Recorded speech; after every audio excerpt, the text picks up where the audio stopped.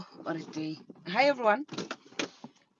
Hi, everyone. Welcome back to my channel. My name is Perseverance Maremeni, also known as Madam Speaker, also known as the CEO of Self Love. If you're joining in for the first time, welcome to the family. Please hit that subscribe button, like, comment, and share. And if you're returning, thank you so much for the continuous love and support that you are showing me. Today, I want to do a story time about the event that happened last night. What a test of character.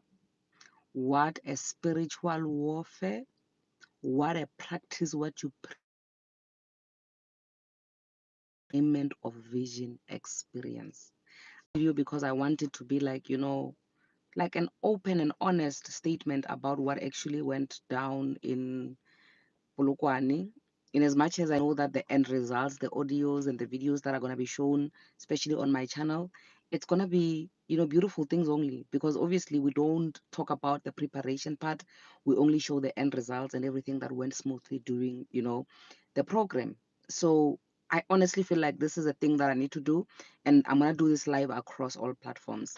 So the disastrous part of the event actually started in the morning, right? Because for those who know and have been following me, last week Friday, I actually went to Polokwane and just to check if everything is still in order, if our venue is still intact, if there are any rules and regulations that we need to abide by so that we don't, cross the line or, be doing things that we're not allowed to be doing, because I don't want anything that's going to inconvenience my people.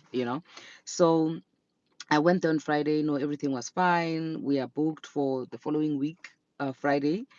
And yeah, it was so reassuring, it was so assuring that everything is going to be okay, because we are very professional people. We are speaking to professional people and everything is just going to be fine. So this week, Friday, or yesterday rather, the 25th, which is the day of the event, the plan was that the deco people and the sound people and all the other service providers are supposed to get there 10 o'clock in the morning and start working on whatever it is. Anybody and everybody is going to be working on what they need to be working on, because the event is only starting at 4.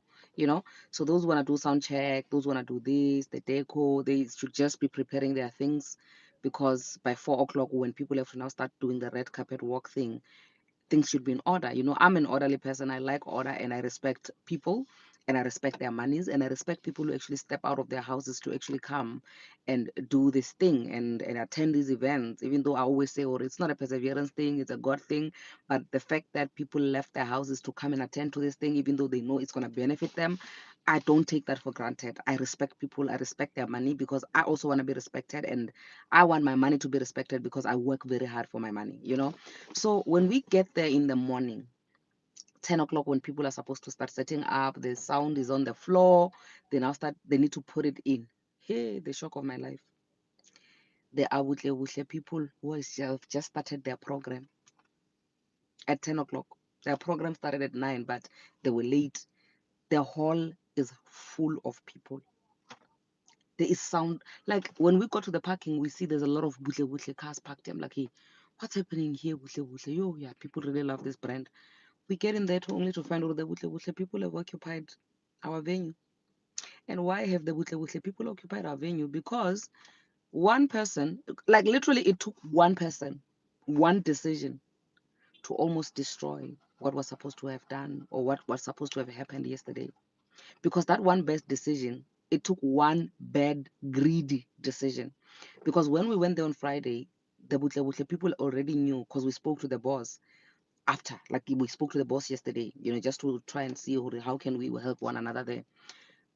They knew that the venue was booked for that day, but they got a call from those people who are in charge of the venue on Thursday, and they said no, but the venue, the people who are coming in on Friday are only going to occupy the venue at 4 o'clock, so you guys can come and do your thing in the morning. Oh, Jehovah Jireh.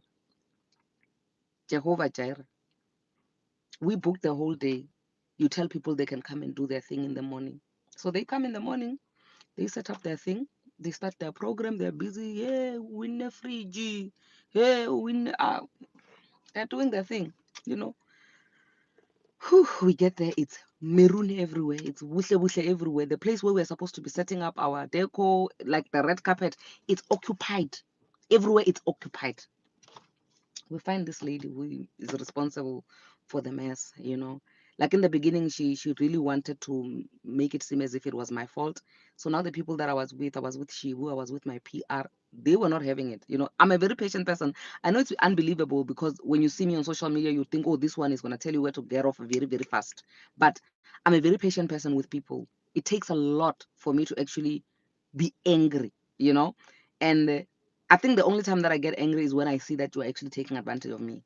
But when you make honest mistakes, I fail to be angry. Ne? So when I got there, my people were already angry on my behalf. They were mad. They're like, listen, no, we can't have this. We booked the venue months in advance. We came here last week Friday. You say everything is fine. You decide to be greedy in the morning and you book these Wutle people for them to come and occupy the venue in the morning, and you didn't even check with us because the lady now wanted, initially she wanted to twist it and make it seem as if it's my fault because she said, but then you said to me that the event is going to start at 4 o'clock. So you should have told me that the event is going to start early or whatever. But I booked the venue for 24 hours. So you can't tell me that I should have told you that I'm going to start earlier or I'm going to start later if I booked the venue for 24 hours, you know?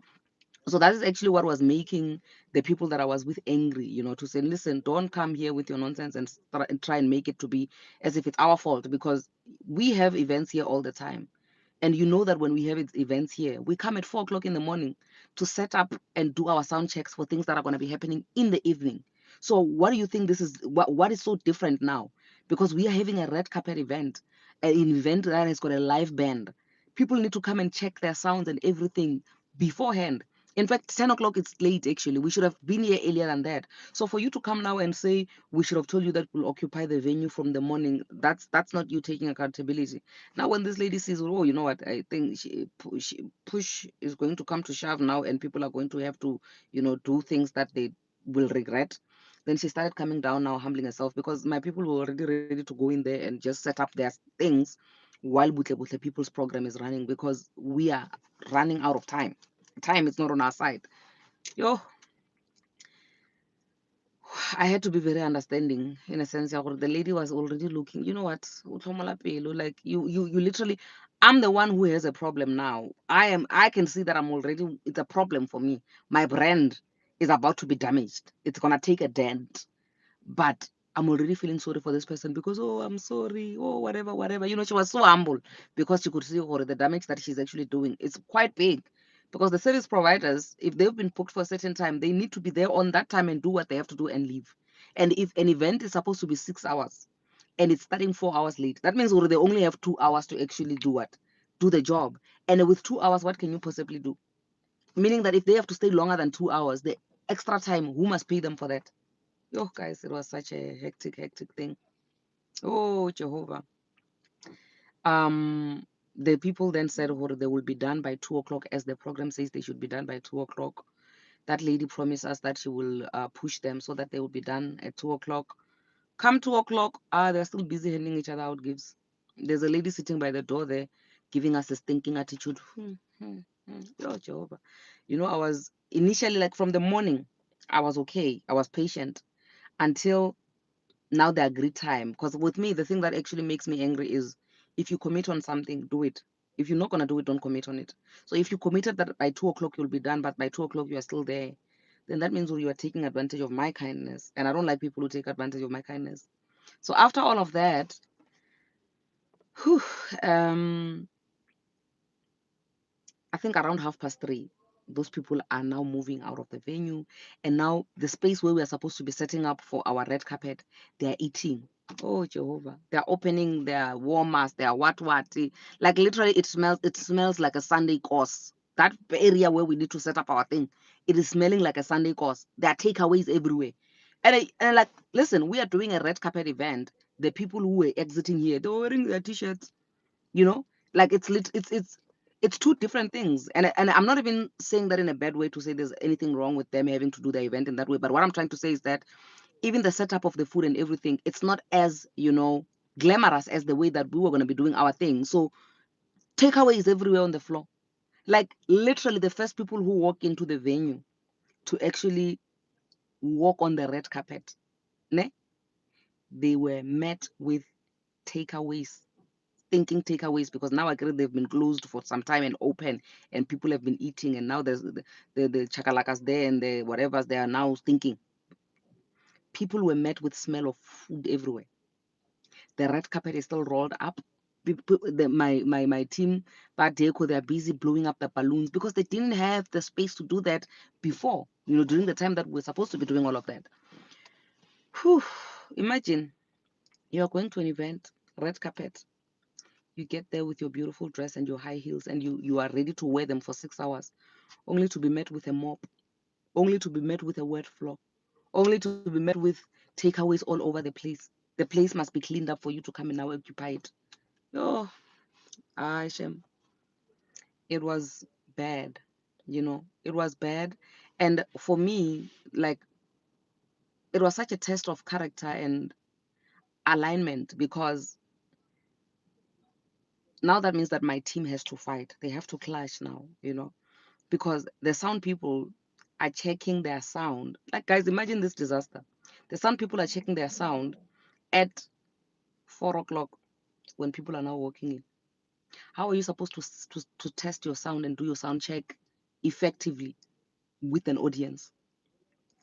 With an audience, how are you supposed to even do that freely? How are you supposed to be doing mic check, let's test, let's sing this, let's do that, while people are sitting there and they're watching already? And they're like looking at time to say, listen, Mina, my curfew is 10 o'clock, or my curfew is 8 o'clock. By 8 o'clock, I should be out of here. And it doesn't even look like anything is going to be done anytime soon. Like, when I walked in, and I sat in the auditorium with the guests, and I could see, okay, you know what, this thing is really affecting my spirit, because having to look at every single one of them and see how disappointed people are. They don't understand what is going on, and they really want this. They want this. People paid money. More than them paying money, they know the impact that just being in the conference is going to do for them, but they couldn't get that at the time when they paid to get that. It's your So after all of that, I had to step out. Shivu followed me, my PR followed me. We sat down and we were praying about it. Everybody was just in everybody's space. This person is on this one space, this one is on this one. Like, literally, people understood that they're going to be stepping on each other's toes, and it's not going to be nice. But for the sake of just fulfilling this vision that we had to fulfill, everybody was just saying, no, we are pushing. We push. We push. No, we push. Let's just manage. Let's just do whatever it is that needs to be done. Like, literally, I feel like after fighting for 8 hours, to just get the venue and, sort out my things, we should have just went to sleep and then do the event the following day. Like, we should have done the event today, because already a lot had been taken out of all of us, the behind the scene team. Like, a lot had already been taken from all of us, so much that we had nothing. Like, when you have worked, when you fought so hard, then when you get there, you don't even have enough energy or strength to actually keep going. So after the sound check and this and that and people coming in and the red carpet, like, literally, when we started the event, we had half of the people there. Half of them had already gone, of which I do understand. If an event is 6 hours, 4 hours in, it has not started yet, what are people still sitting there for? And there are those people that I feel like the half that was remaining there, it was those people that were like, listen, come rain, come sunshine, we are sitting here. We're not going anywhere until we hear what this woman has to say and what everybody else has to say. And until I get whatever it is that I came here to receive, I'm not going anywhere. Like, literally, when we closed the program, because it was load shedding, you could see some people were sleepy, some were snoozing in the audience, but they're sitting down. And having to walk in that place where we have half of our audience, and that half which is there, they're tired. They've been tired since 4. Now it's 8. The event is supposed to end at 10. What do you tell such people? You know, she would try to keep them entertained. Like, literally, everybody was just, even the audience themselves, everybody was just, we were just a family, where everybody was just being everybody's keeper, just to make sure that the thing comes to pass. And with me, like I said in the beginning, that I'm one person that really loves giving people value for money, and I respect people's monies. I was not expecting that people should be that, because if it was just any other event, people could have, toy-toyed and started doing whatever that they could have done. But the order and the peace and stillness which God, just instilled in that area during that time, I knew it was a God thing. I knew it was a God thing. Um, the program then started at 8. Our speaker speak. I remember when How Hello and Rahadi came in, I went straight to them. I was like, yo, I can't get inside the auditorium. When I look at the people, they actually make me nervous because of, I can tell, they're in good spirit. I think maybe the reason why I say they're in good spirit is because these people know my character. That's why they're here. And they understand the type of person that I am. So they're in a position where they can't judge, they can't be mad, but at the same time, they're tired. They're tired. So having to balance all of that for one human being, it's a lot. Even for me to have to be there and stand up and say, I'm here, I'm not going anywhere, it's a lot. I still have to deliver whatever it is that I'm supposed to be delivering, but already I'm exhausted for the day. Um, I sat with Rakhadi and Khawel and I was telling them, yo, guys, this is what is actually happening. And I don't even know how I'm going to manage this thing. And remember that when I'm talking to them in this manner, I don't know how the whole thing is going to end up, like the program. That's why I'm saying, Ori, this video is me being the realest I will ever be, because the actual videos that are going to be posted about Polokwane edition of Second Annual Women's Conference, this that I'm sharing with you, you won't see it there. You will only see the beautiful side because the end product was beautiful. The end results were beautiful. It was a life-changing event. But this you are not gonna see anywhere. You're not gonna see anywhere. So I need to be realistic because I really feel like I need to vent. I need to speak to my people, reach out, and at the same time, I need it to be an awareness for anybody who wants to do anything similar to what I'm busy doing, because I'm definitely going to continue doing what I'm doing. So the event started at 8 o'clock. Our MC came through. We started doing our thing. Here and there the sound was bad because yes, they didn't get enough time to plan to do the sound check. So here and there has to be fixing along the program, literally. It felt like one of those tent experiences where you go to the tent because like it's free, it's a tent, you go there to attend the event. When you get there, they're still busy with the sounds. Well, you can't complain because you didn't pay, but this one was a red carpet event, and you have to be understanding in that regard. you know we started the event, people started speaking. Now the atmosphere started changing. There was a shift in the atmosphere. It was it was a, I don't know, it's not an aha moment, but it's that moment of saying, this is what we are here for. you know it took a lot out of almost everybody who was there to get to the part what which we were there for. you know it was when we had to now take and occupy the stage, start the people who were singing, the people who were speaking, the couch experience. It was that thing, Yahori, all of that for this, it was worth it. But just because it was worth it, I think this is one of the reasons why I'm here today, because I feel like I could have just said, well, in the end, it worked out. We had half of the audience, but the half that was there was fulfilled. We are having all the good remarks and whatever. So it's fine. Let me just leave it at that. But no, I don't want to leave it at that. I want to talk about the experience of how hard it actually was for us to get to having that end product, because what you will see on YouTube airing, it's the end product and the beauty of it. But this that I'm sharing, no. So after all of that, we spoke. And remember, because we're starting at 8, we're supposed to end at 10. We pushed to 11. When we get to 11, we are doing the most important part of the program, which is the couch. So already, imagine you're already 4 hours late. You've been sitting for 4 hours. You are tired, and on top of now the 2 hours, because it's not enough, we are going to other hours now to just try and get the program to be extra hours added on top of hours that have already been wasted. You guys, like I literally was feeling pain for my guests more than anything. Like I was feeling pain for my guests, and I know that a lot of people, even my friends, even people who were there and they left and we didn't get a chance to speak. When they were calling me in the morning, they're like, but we are expecting you to be down, to be sad, but you sound like, you know what, you are okay. Like you are not what we thought you would be, because a lot of people were saying, if it was me, I don't think I would have even carried on with the event. I probably would have woken up in ICU with all of that was happening before the event. But you carried it. Your speech, it was unprepared, because when I did my speech, actually you will see the beautiful side of the Polokwane event, and the movement and the shift of the Holy Spirit when the program started. Then you will understand why we had to struggle as much as we did when we were preparing the event. So it didn't even seem like it was that hard. It was as if when the program started, it wiped away all the fighting, all the work that had to put in for it to be what it was, you know?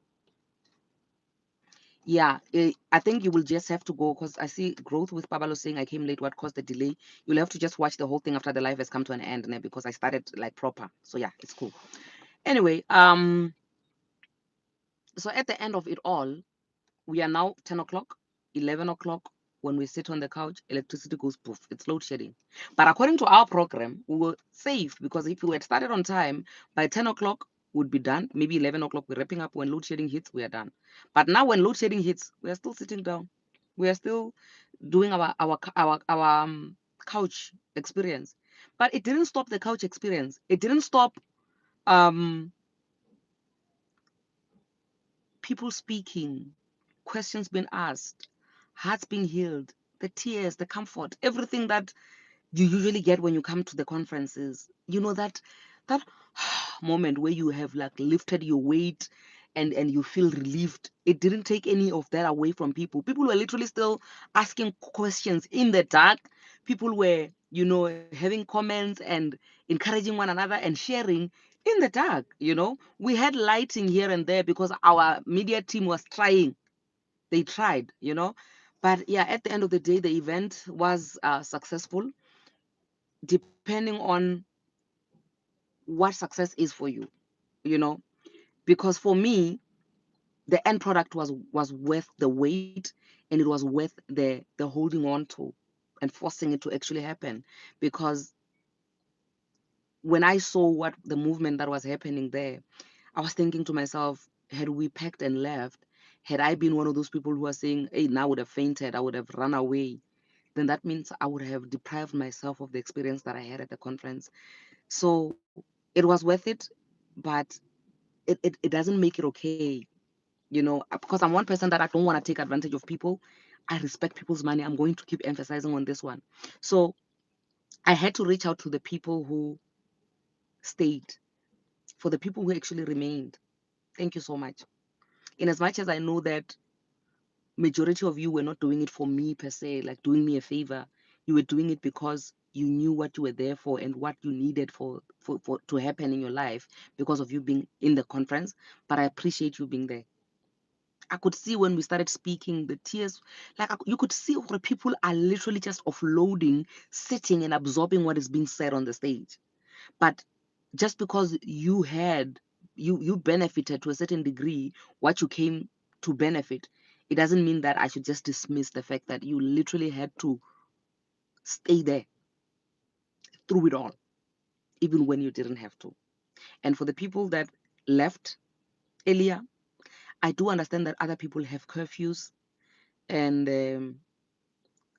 I mean, if an event is going to end at 10 and your curfew is 8, if at 8 the event has not started yet, you must leave. And also, people left because some of them were demoralized. Some of them were not patient enough to wait, of which I don't expect them to be that patient, because you paid your money. You didn't pay your money for patience. You paid to get to an event and get what you paid for. So for those who have actually left, please do hit my PA up, and then we'll see what we can do in terms of just compensating you for all the damages and the costs and the losses that you like accumulated because of you having to come for nothing and go back. And what else? So basically, that is all that I wanted to say regarding the reality of actually what happened at second annual women's conference, Polokwane edition. And honestly speaking, because this is my second annual, the first one in Pretoria and the one that we did last week in Pretoria, I never heard these things. And I think it's such a deep for me, and it's deeping into reality, the reality of life. of saying, if you are saying you're going to be doing annual women's conferences, are you ready to actually be disappointed from time to time? Are you ready to watch your people being disappointed from time to time? Are you ready to continue with this thing even if it's not always as rosy as it usually is?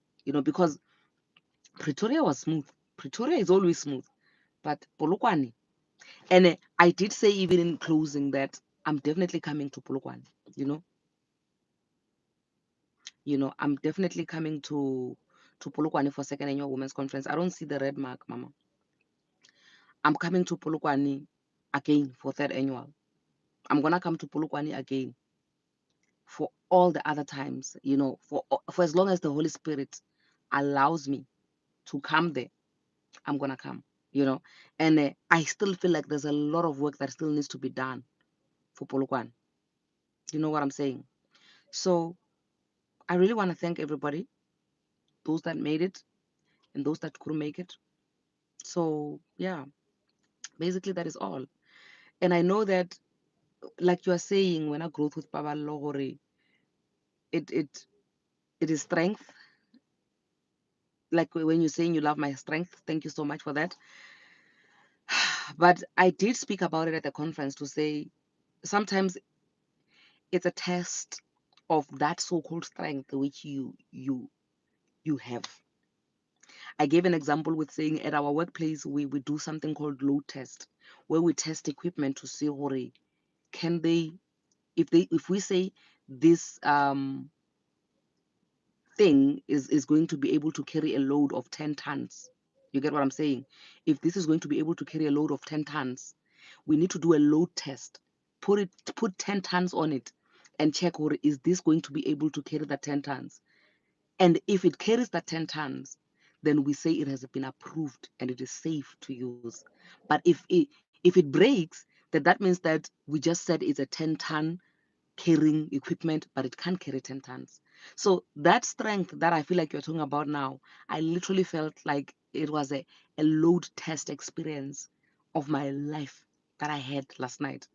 And I really thank God for everything. She was saying that, my queen, I've seen you standing here, standing there as if nothing happened. Oh, my love. You know what? You know what? I had to do it because the vision is bigger than me. The vision is bigger than the mix up that happened at the conference, at the venue. The vision is bigger than all these things.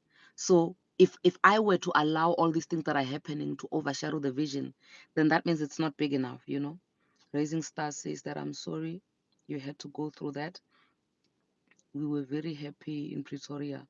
Yeah, no, even the Polokwane people who remained, they were very happy. They were very happy, and they got what they got, the same thing that you got in Pretoria.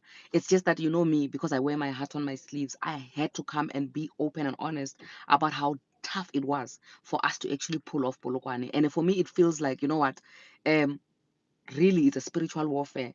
It means that that's one place where I need to press some more, because that's where the women's conference is actually needed more. So I need to do that. I see they are looking for me. They want me now because I'm busy with another event I've set up. We have to come and speak again. We have to come and showcase our work as Crown Lioness. The show must go on. But I feel like I didn't want to disrespect my people by not even addressing them and acting as if nothing happened, when a lot happened before we actually had this craft that we came for. Thank you so much, guys, for joining in. I love you. I'll see you next time. Let me just go in and do my thing that I came here to do. Yeah, sharp.